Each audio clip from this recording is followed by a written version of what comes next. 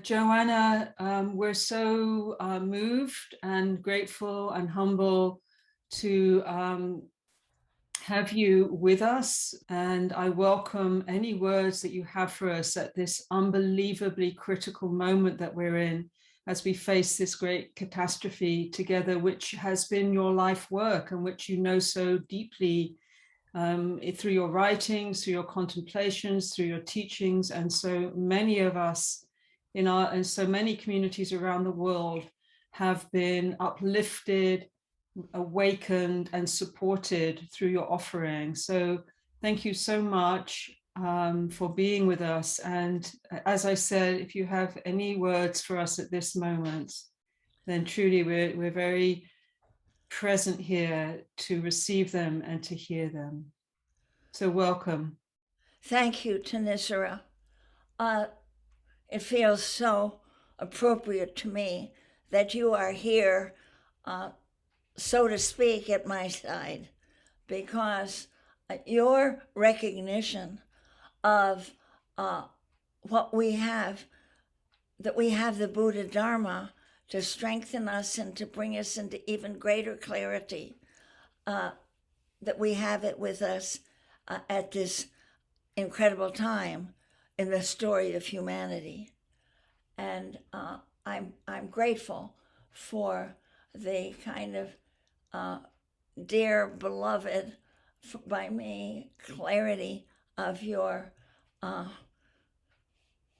seeing of life and the Dharma. I also think that here we are in 2021, that things are moving so very fast. And I am so grateful that you have invited Rupert Reed to be with us in the meeting, to join with those who are gathering with a Spirit Rock, because this man has been of such timely attentiveness, so clear a voice, so putting every effort into helping all of us at this moment to rally and see what we can bring. He's always helped us to see clearly, choose clearly, speak clearly. And I am grateful for him and for all that he has given to so many of us, whether those of us in his homeland, and including Extinction Rebellion, and the others in Deep Adaptation, and to those of us on this side of the pond, as it's called.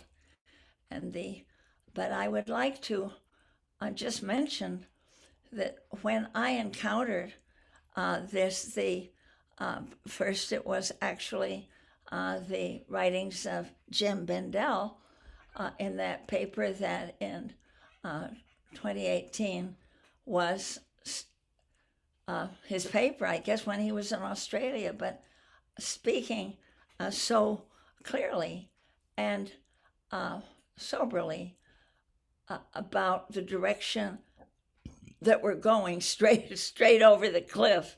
And I know that my own reaction back then was one, and I know I'm not the only one who has felt that too, was one actually of relief. I just could feel some tension in my shoulders and my chest and back. Now it's being openly said how dire is the situation that we're in terms of the climate change and the catastrophe that awaits us, and how brief the time is. And that I will speak again in these few words of what a gift it is to have that quality of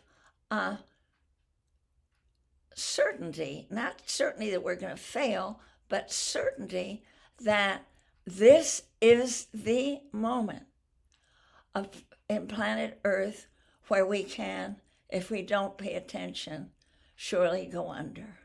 Where this is a planetary moment which demands everything we have in terms of our attention and in terms of our love for life and in terms of our gratitude to be given a brain and a nervous system and a voice and a beating heart, that we can be here with our human brothers and sisters, we who have a voice that will be understood and heard by other humans. It's not that we're any better than the great cats, the lions and tigers, or the elephants. It's just that being humans, we can get other humans to hear what we're saying. And that is a great benefit now for us, so that we can find and we can wake up. So we may not feel right at the moment. Well, what can I say to, sway the chiefs of state or the emissaries and officials gathering in the COP26 in Glasgow, or but you don't know. All you know is you have a voice that other humans can hear and understand, and that you're here alive. You're not just wishing, or on another planet saying, oh boy, I wish I could be there. I'd know I would take part. Or you're not, in some future looking back and saying, oh, if I'd only been there, I could have done something. It's because this is where we are. And the fact that we don't necessarily feel sure of what we're going to do doesn't in any way rob us of the beautiful and dramatic importance of being here. We can even let our ignorance speak. A lot of people will be able to understand that. So, but not listening. We're going to be listening, my friends. You'll be listening to Rupert Reed, and you're going to be getting something that's going to make you sound a whole bunch smarter than you may feel now. But so I would like to remember some moments in my life when I felt catapulted into the drama of the beauty of presence here, that we are here. And that one of them was actually at a retreat that I'd gone to with Thanissara and Thanissara. And in the afternoon, I was out doing a walking meditation right outside there on the beautiful side of the path going crossways on the hill. And I was putting every inch of my attention or ounce of my attention into the practice of mindful walking. And but there was some little memory from my past. It was something, it's so stupid I can't even remember it, but it was embarrassing, and I couldn't shake it. It was something I had done or said, and I couldn't shake. So I tried noting it. I do repeated noting, and that I couldn't shake it. And I thought, why am I stuck with this? And so then that I heard this voice. It was coming up my left side, and this thundering voice says, "Just fall in love with what is." Okay, all right, I'll try that.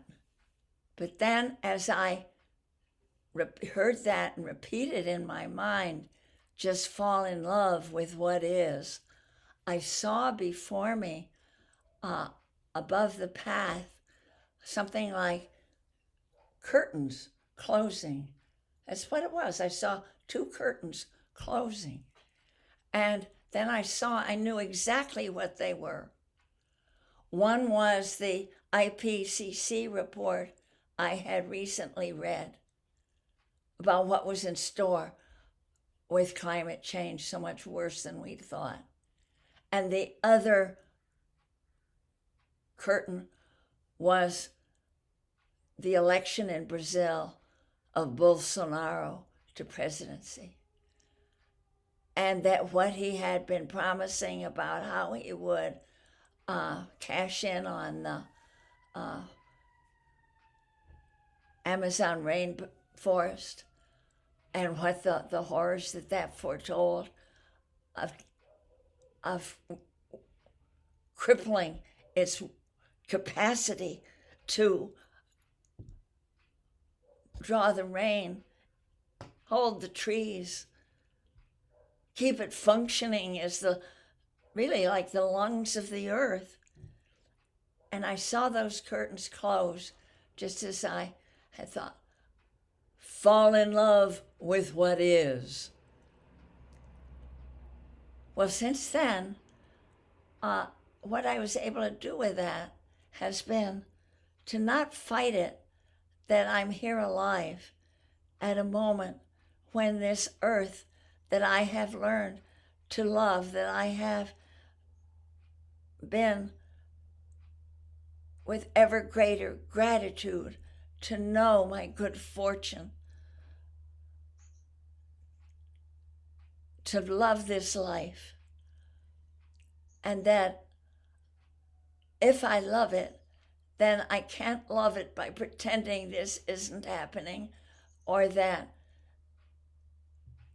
the rainforest in Brazil has not been wounded and cashed in on, and that Bolsonaro isn't there, or that we aren't, that the emissions have grown and grown, but that this is what we're given to exercise, to experience our love for life. If we have been here and we've learned to appreciate the Buddha Dharma, if we learn to appreciate this breathing of our lungs, appreciate our capacity to choose, appreciate our capacity to love, then it's in this moment when we are among those who can respond, those with a human voice and those with choice, to this growing catastrophe of the climate. And so, actually, I feel ever this incredible gratitude. I could beat myself up. Why don't I have a foolproof way? Why don't I have an answer to give everybody? Just go down this and write this and say that and get your family to do this. But it's up to each of us, I guess. It just has to be up to each of us to take the gifts of our life, the gifts of what we have, the gifts of our love, the gifts of that, and say, I'm using that. I'm here. I'm grateful for this moment to be alive for Earth, because I can use this whatever happens this day, I can choose the ongoingness of earth, of our choosing earth. And that is to be here when the stakes are so high has seemed not a terrible fate, but really something I can be incredibly grateful for.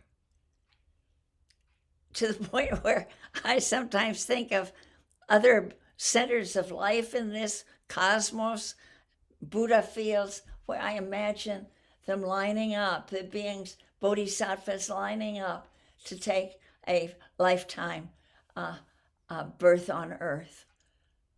Give me a birth on earth because I want to take part in one of the greatest stories that has ever happened, how we saved life on earth. It's beautiful, that planet. Third one out, you know. What you want to do something beautiful with your life, you do that. So that's my gratitude. That's my gratitude to be here.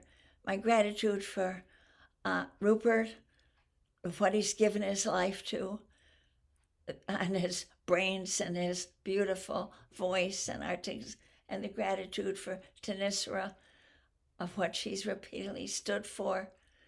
And just because you don't see that the way is all that clear ahead, the fact that you're showing up, that's our choice. We just show up. We just show up day after day. What a privilege. Yeah. Thank you. Thank you for that. Thank you so much.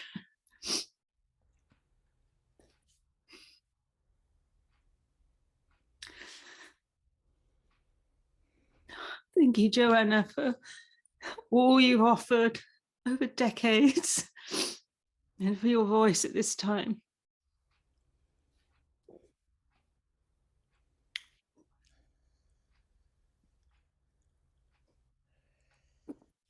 I know it's very much appreciated. Sorry.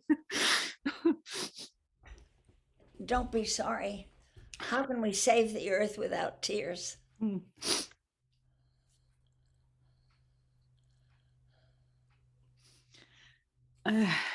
Exactly.